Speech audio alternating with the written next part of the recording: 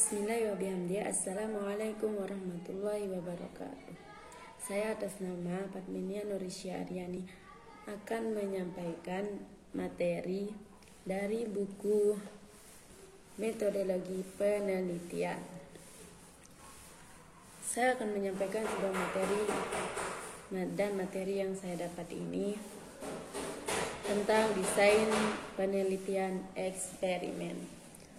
Namun sebelum kita masuk ke materi tersebut, saya minta kepada teman-teman untuk menyimak dan memahami materi yang saya dapat dari bab 3 bagian desain penelitian eksperimental. Baik, saya akan membacakan materi yang saya dapat. Namun sebelumnya saya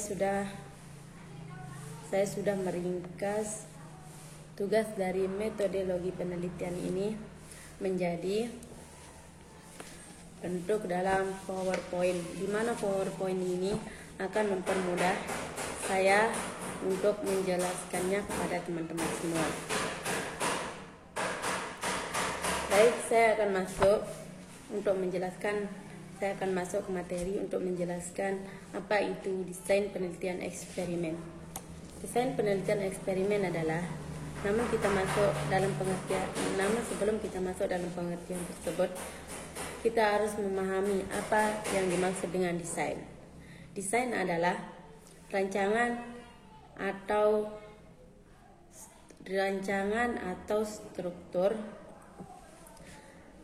yang dimana desain tersebut digunakan dalam sebuah penelitian. Baik, saya akan menjelaskan dengan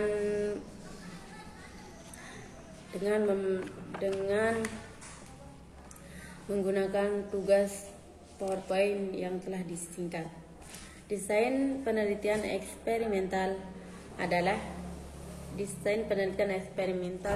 merupakan suatu desain penelitian yang digunakan dengan memberikan perlakuan pada suatu variabel penelitian untuk mengetahui dampak yang ditimbulkan akibat adanya perlakuan. Perlakuan di sini maksudnya berubah-ubah, tidak tetap dalam desain penelitian tersebut. Kemudian selanjutnya, hal-hal yang perlu dikontrol dalam penelitian eksperimental meliputi 1. Penelitian yang memberikan perlakuan. 2. Variabel independen dan dependen. 3. Populasi dan sampel atau subjek penelitian. 4. Kelompok kasus dan kontrol. Selanjutnya, desain penelitian pra-eksperimen.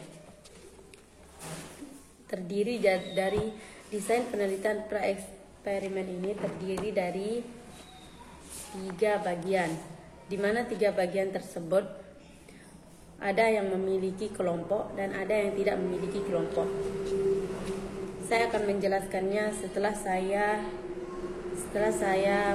akan memaparkannya setelah saya habis membaca materi dari PowerPoint tersebut. Langsung saja. Desain penelitian pra-eksperimental eksperimen terdiri dari 3.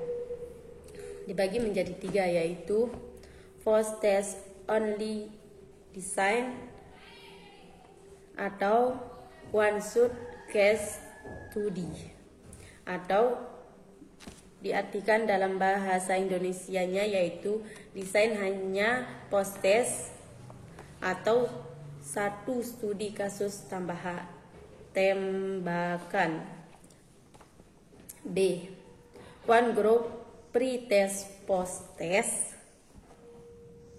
Bisa dijelaskan juga dalam bahasa Indonesia jika kita tidak mengerti dengan bahasa Inggris, yang artinya satu kelompok. Pre-test, post-test. One group itu artinya satu kelompok. 3. Statistik group conversion, dan diartikan dalam bahasa Indonesianya adalah perbandingan kelompok statis. Selanjutnya, desain penelitian eksperimen semu. atau kuasi eksperimen. Desain ini dibagi menjadi beberapa bagian. Di sini dibagi menjadi 4 bagian.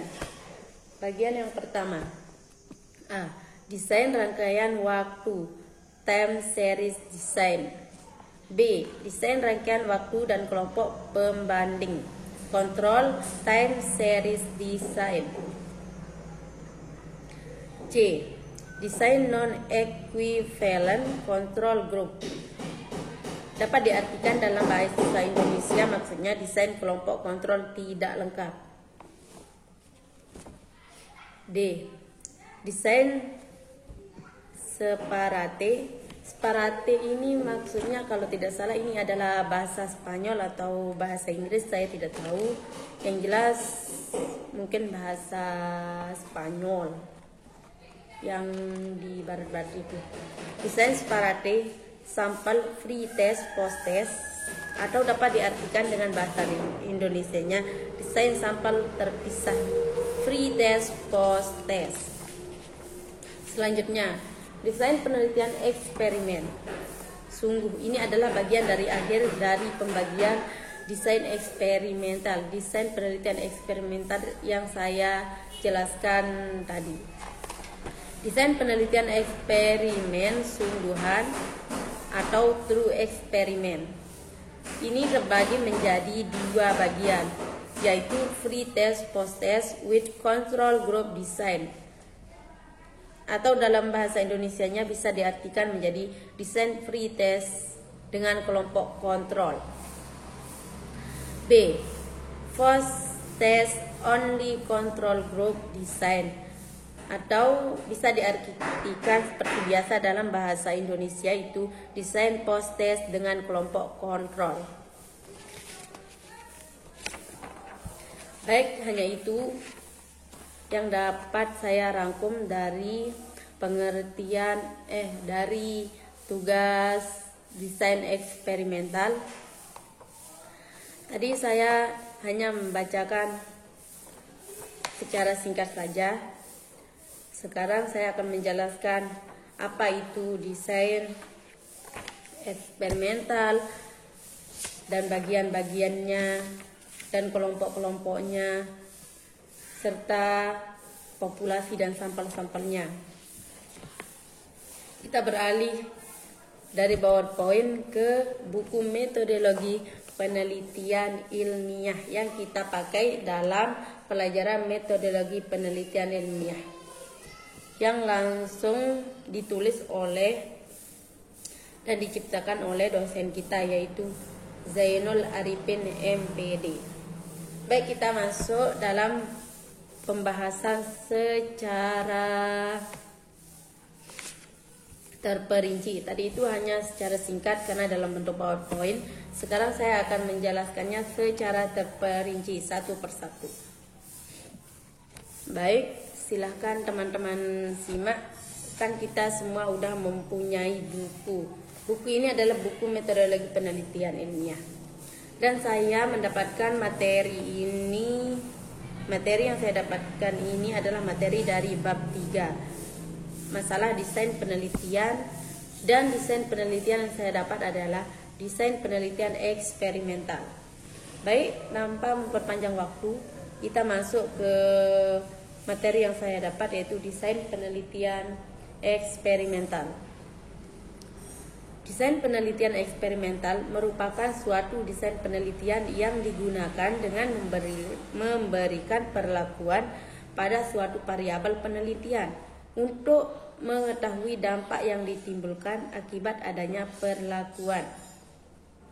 Jadi di sini kita meneliti itu tergantung dampak, akibat, dan adanya perlakuan. Oleh sebab itu, dalam penelitian eksperimental terdapat kelompok kasus.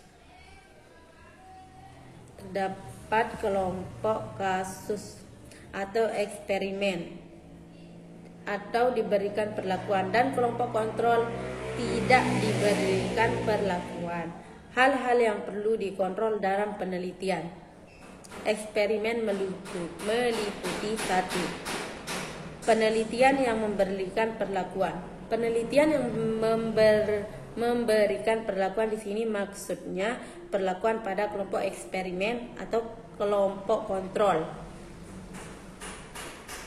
Penelitian yang memberikan perlakuan ini di sini menjelaskan bahwa penelitian di bagian ini dia mempunyai kelompok, yaitu kelompok eksperimen atau kontrol. 2. Variabel independen dan variabel dependen. Saya akan menjelaskan apa itu variabel independen dan dependen. Variabel independen adalah sebab atau menjadi berubahnya variabel dependen. Sedangkan variabel dependen adalah variabel yang dipengaruhi oleh independen. Ya, saya rasa itu sudah jelas. Dan selanjutnya nomor 3, populasi dan sampel. Populasi itu maksudnya rekayasa dan sampel itu maksudnya menunjukkan atau tidak munculnya apa yang sudah diteliti. Jadi bebas. Di populasi ini, di dalam penelitian ini, kita itu harus juga menggunakan populasi dan sampel. Kalau sampelnya itu bisa kita tunjukkan atau tidak, bisa dalam penelitian itu bisa-bisa saja. Kemudian, desain penelitian eksperimental terdiri dari desain penelitian pra-eksperimen yang sudah saya jelaskan tadi, namun sekarang saya akan menjelaskan secara terperinci. Desain penelitian eksperimental semu dan desain penelitian eksperimental sungguhan. Yang pertama, desain penelitian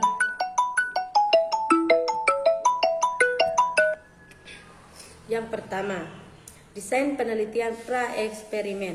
Desain penelitian pra-eksperimen terdiri dari post-test only design on one success study, seperti yang saya bilang tadi. Artinya, pada desain penelitian ini, peneliti memberikan perlakuan terlebih dahulu, kemudian dilakukan observasi atau post-test. Yang kedua, one group free test post-test.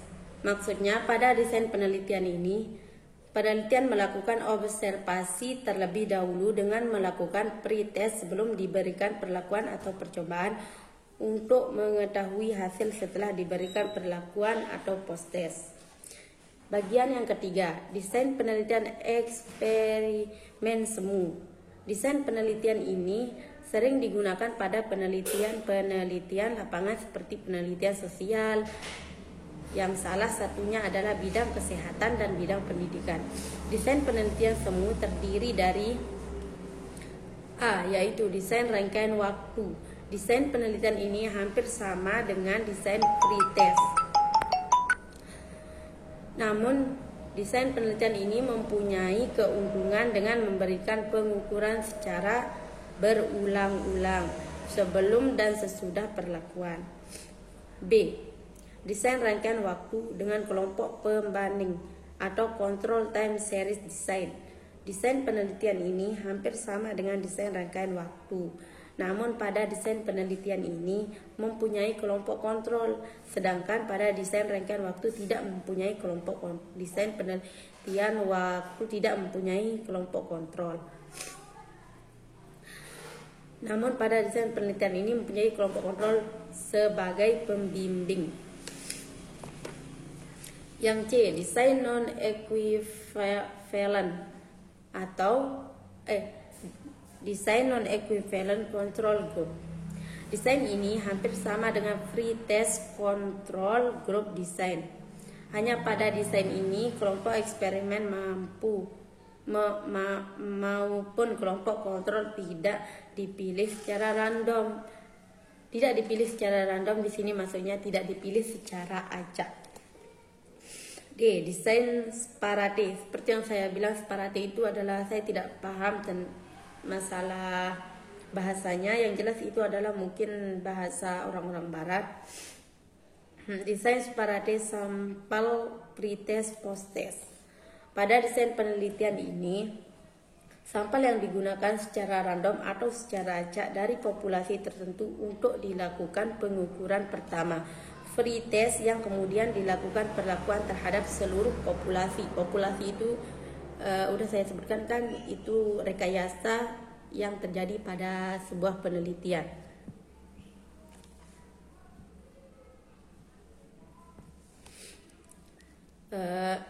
Terhadap seluruh populasi yang ada, namun tidak dilakukan pengukuran kedua, post test.